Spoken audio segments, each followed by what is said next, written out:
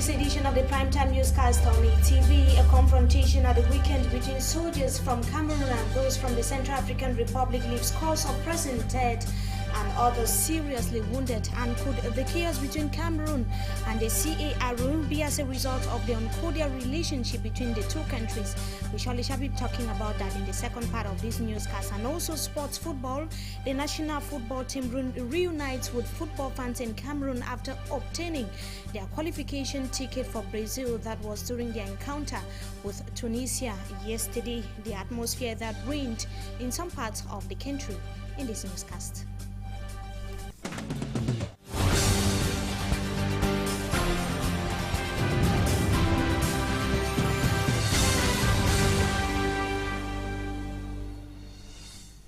Let's begin this edition of the 6 p.m. newscast on ETV in the southwest region of the country, where a fight between two students of St. Joseph's College in Buea leaves one person dead. A student of the school is said to have stabbed the other in the stomach, as a correspondent in that part of the country tells us in the following report. It is 7:30 a.m. Monday. St. Joseph College, Sase in Buea, is offering a special mass. Our brother and son, Brian, to whom you gave a part in your covenant. A lower seat student, Brian Chu Ebenson Ebai, was stabbed at the dormitory on Sunday 17 November 2013 by Ajong Marciano, a Form 5 student. Paul Ikomelikie, the Senior Discipline Master of St. Joseph's College, Sase. Now, the two students who were involved, Ebai Ebenson in lower seat and Ojong Marcianus in Form 5. Ebenson had taken the sportswear, the trousers of the Form 5 student of Ojong, and Ojong went up to him to ask for the sportswear. Seemingly, a fight broke out between the two of them, and the dormitory captain immediately intervened and separated them. And then the classmates of Ebenson told him that he was wrong and that this is brought up to the administration, first of all, for taking the clothes of someone else and then attempting to beat him up because he was a senior student. The administration would not be happy with that. So from what the students reported, Ebenson was going back to meet Ojong to apologize, who was sitting now on his bed in the dormitory. So immediately, Ebenson approached Ojong. Ojong removed a knife from his refectory bag. They were just coming back from the refectory. He had his cutlery, his knife, his fork, his spoon. So he removed his refectory knife and thinking that Ebenson was coming to attack him again, gave him a stab on the stomach. To Reverend Father Peter, principal of St. Joseph College, Sase, students and parents should stay calm. The corpse of Brian has been taken to the Buea mortuary, and Marciano is under police custody. St. Joseph College, Sase, is in total mourning for its first time since the creation of this institution in 1939. I am Derek Jatu for Equinox Television News in Sase, signing out. Quite an unfortunate situation there from the southwest region of Cameroon. Meantime, a Cameroonian soldier was recently killed in Biti, that is in the east region of Cameroon, alongside a civilian. An official report from the Minister of Defense in Cameroon released yesterday is saying that concerning an official report was actually released yesterday, Sunday, by the Minister of Defense in the country. Speculations are high that the perpetrator of the act are militants of the Seleka faction that has taken over the government in the Central African Republic. 5 unknown gunmen were killed by the Cameroon's military. We surely shall be coming back to that report in our subsequent newscast. And the whereabouts of the 49-year-old priest that was kidnapped days ago in the far north region of the country remains unknown. The French-born George Jean-Pierre Van den Buch was allegedly abducted by the Islamist group Boko Haram. The French government in reaction has ordered that all its nationals should evacuate the far north region of Cameroon. The French ambassador to Cameroon was speaking in a crisis meeting that took place alongside some administrative officials in the far north region of the country at the weekend, precisely on the 16th of November 2013. A mass was equal equally organized for the kidnapped reverend. And meantime, the French government is intensifying efforts to recapture the French priest that was kidnapped last week in the far north region of Cameroon. And right away, let's talk about another hostage still concerning a French national. 2 days after a French priest was reported to have been abducted by alleged Boko Haram militants from Cameroon, another French hostage, Francis Colomb, managed to escape on a Saturday from Islamist militants. The 63-year-old escaped from the Ansaru group while they were praying. If we are going to be having that report, let's have it in the following report with Franz Venkat. We surely shall be coming back to that report in our subsequent newscast. Meantime, the Regional Elective General Assembly of the National Youth Council in Cameroon holds tomorrow. The event is coming after same were organized in different divisions in the country. Youths are calling for change and the constant fight for the applied by the NYC, which has done very little, according to them, or nothing at all in that direction. The Executive Bureau will be put in place in the days ahead. We shall be telling you more on that in our subsequent newscast. Now to the center region of Cameroon. Students of some schools in Izeka in that part of Cameroon have been inculcated or have been schooled on the notions of environment preservations by officials of the Regional Delegation of Environment and Nature Protection. 3 schools were being chosen for the exercise, amongst which was GBHS Banjob in the Nyong and Kele division. Apart from providing the Nature Club of GBHS Banjob with tools and flowers and some free species, an ecological toilet is being constructed from which human waste will be collected and then transformed into natural fertilizers. In news out of our national boundaries, former South African president is still unable to speak. Family sources revealed that the anti-apartheid icon Nelson Mandela only uses facial expressions to communicate. The wife has admitted that Mr. Mandela remains quite ill but declares as false allegations that he was on a life support mission. Mandela, it should be noted, returned home from hospital since last September 2013 after close to 6 months in a Pretoria hospital. And now let's talk sports football. As we announced in the headlines, the Indomitable Lions of Cameroon have dismantled the Carthage Eagles of Tunisia after they defeated the said team by 4-1 yesterday. The Lions' victory took place yesterday, as I earlier indicated, at the Amadou Ahidjo Stadium in the center region of the country. Let's have the review of the said encounter with our reporter for Hansen Chanji. At some point, Pierre Ashiwebo Kwamo scored the first goal of the encounter at the 3rd minute to cleanse himself from the goal drought and appease thousands of supporters who have never failed to contest his call. Webo benefited from a Karim Hagai defense mistake to send the ball that hit the second pole before making its way into the net. The rejected stone became the chief cornerstone. His goal sent supporters wild in the field with jubilation. As the Tunisians continued to work on banana peelings, the Indomitable Lions maintained their tempo, and 27 minutes after Webo's opener, a mesmerizing Benjamin Mukanjo found his way at the danger zone of the Tunisians and didn't fail to correct the errors of the defenders who ran after his shadow. This second goal at the 30th minute left the Tunisians wondering how many Samuel Eto'o Cameroon has.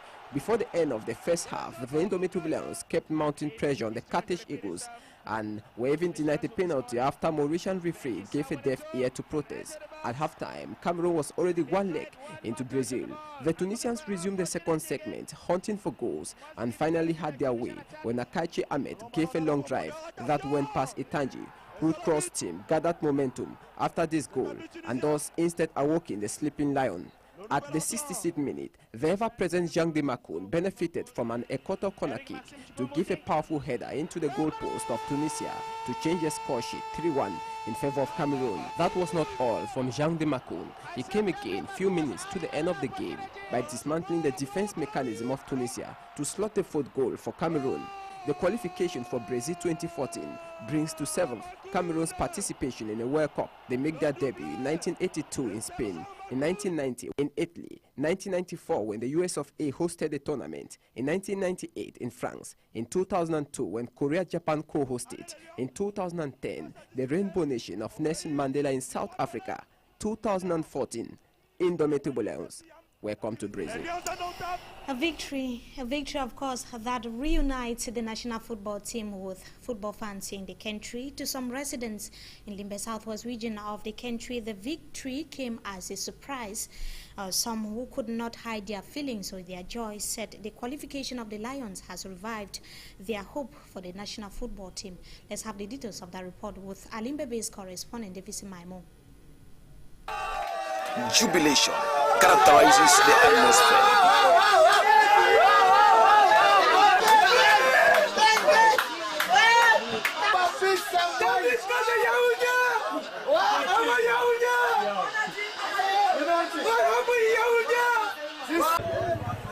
Once more, the Lions of Cameroon has rekindled the spirit of joy and oneness in as far as football is concerned in this country. Yeah, so we signed up with this wonderful victory of today, and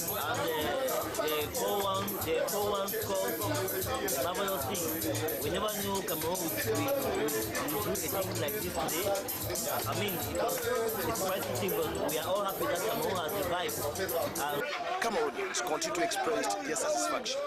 The match was indeed a good one, and for some time now, the nation has lost interest about the national team, but they are proving their worth, and I'm happy, I'm excited. In fact, I want to congratulate them for the match well played. In fact, they should keep the flag flying. The victory to some is coming as a result of the team determination to qualify, putting aside every squabbles or differences the players are having. And I pray that the Indomitable Lions, they should not be weak. They should go on with the spirit that they have. So I'm very proud to be Cameroonian. We pray that politicians should not use the victory of the Lions going to Brazil to enrich themselves, as in the case of the famous Operation Coup d'Etat. The atmosphere that characterized the encounter between the Indomitable Lions of Cameroon and their Tunisian counterpart yesterday, which took place in the center region of Cameroon, will remain with sports, while football fans across the globe are looking towards Brazil for the 2014 World Cup. Citizens of the South American country have raised complaints over the heavy expenditure their government would have to spend. FIFA is being asked to support the Brazilian government to sponsor the football tournament. Let's have the details of that report with Dutch Felon. Many Brazilians oppose the huge amounts of public funding for the World Cup. Experts say it will cost the country about 9 billion euros, 3 billion just on new stadiums. Protesters think the money could be better spent. Professor Orlando Santos is one of the leading critics of the event. He thinks more funding should go on sustainable development instead of such prestige projects. I think the protests will continue because many problems haven't been solved. The projects related to the World Cup will continue to adversely affect the lives of ordinary citizens, especially the poor. The demonstrations have also caught the attention of the organizing committee chairman Ricardo Trajde. He believes the focus needs to remain on soccer during the tournament, but the authorities will have to step up security. As they did during the Confederations Cup, together with the public security force from the state and the city, they keep the protesters far from the stadium, and inside the stadium we have an excellent spectacle, and that's the guarantee that they gave to FIFA in 2007. The Brazilian government hopes there'll be little unrest next summer, so it's agreed to cut public spending on the World Cup and is asking FIFA to provide more money. Difficulties for Brazil financing the 2014 World Cup bid for that country. We have indications that the report on the Cameroon select card threat is ready. A Cameroonian soldier was recently killed in BT of the East region alongside a civilian, and speculations are high that the perpetrators of the act are militants of the Seleka faction that are so far taken over the Central African Republic. Let's have the details of that report with Abe Fokwa. From information officially published on Sunday in a communique from the Ministry of Defense and signed by Defense Minister Edgar Allen Mabengo, 5 gunmen from an unidentified militant faction were killed in the town of Biti in the Kadai division of the East region on Saturday.